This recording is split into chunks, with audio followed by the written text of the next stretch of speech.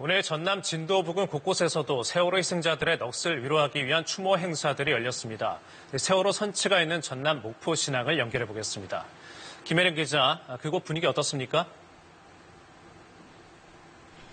네, 현장 주변에서 진행됐던 추모 행사는 끝났고요. 제 뒤로는 어둠 속에서 희미한 조명을 받고 있는 세월호 선체만이 묵묵히 그날의 기억을 삼킨 채 홀로 남아 있습니다. 6년 전 오늘 차가운 바닷속으로 가라앉은 세월호는 지난 2017년 이곳 목포 신항으로 옮겨왔습니다. 배 곳곳이 녹슬고 부식돼 6년의 세월을 실감하게 합니다. 오늘 광주와 전남 곳곳에서 추모 행사가 잇따라 열렸습니다. 오전 7시 30분쯤 단원고등학교 희생자 유족 등 60여 명 세월호가 침몰한 사고 해역에서 선상 추모식을 가졌습니다. 목포에서 배를 타고 3시간을 달려 사고 해역에 도착한 유족들은 세월호가 바다 밑으로 잠긴 시각인 10시 30분에 맞춰 묵념하고 헌화했습니다. 아이들의 이름을 목 놓아 부르며 보고 싶다, 사랑한다고 외치기도 했습니다. 이곳 목포 신항에서도 광주와 전남 시도민 150여 명이 참석한 가운데 6주기 기억식이 진행됐습니다.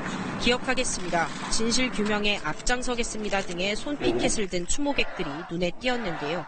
애타는 기다림의 공간이었던 진도 팽목항에서도 세월호 상주 유가족들이 참석한 가운데 추모 행사가 열렸습니다.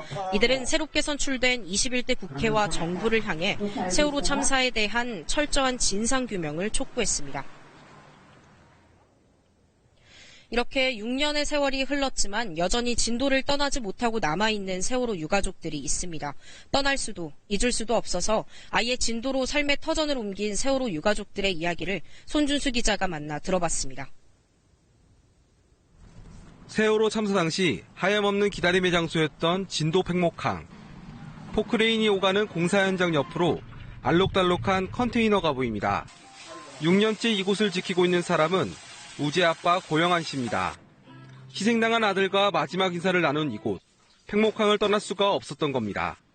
아직도 아들에 대한 그리움과 함께 미안함도 가슴속 깊이 한으로 남아 있습니다. 학교를 단원고로 가고 데이터 연구를 하다 보니 좀 자꾸 신경이 쓰여요, 그게.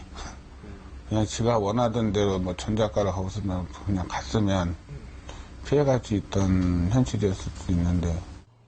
고은이 아빠 한봉남 씨는 팽목항 근처에서 지내다 지난 1월 새로운 보금자리로 옮겼습니다. 차민이 아빠 조인호 씨도 진도에서 새 직장을 구해 아예 삶의 터전을 옮겼습니다.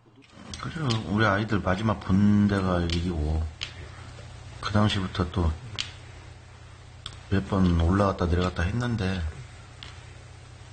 마지막에 내려오다 보니까 여기를 못 당하겠더라고요. 그래서 여기서 그냥 계속 있게 된 거고. 진도에 머물며 마음을 치유해가고 있지만 잊을만 하면 나오는 막말들은 여전히 아프고 또 아픕니다. 저희는 사고 이후에 6년 동안을 막말은 다 들었어요. 진짜 어디 산속으로 들어가고 싶을 심정으로 그 정도의 어떠한 아픈 상처들을 많이 줬죠.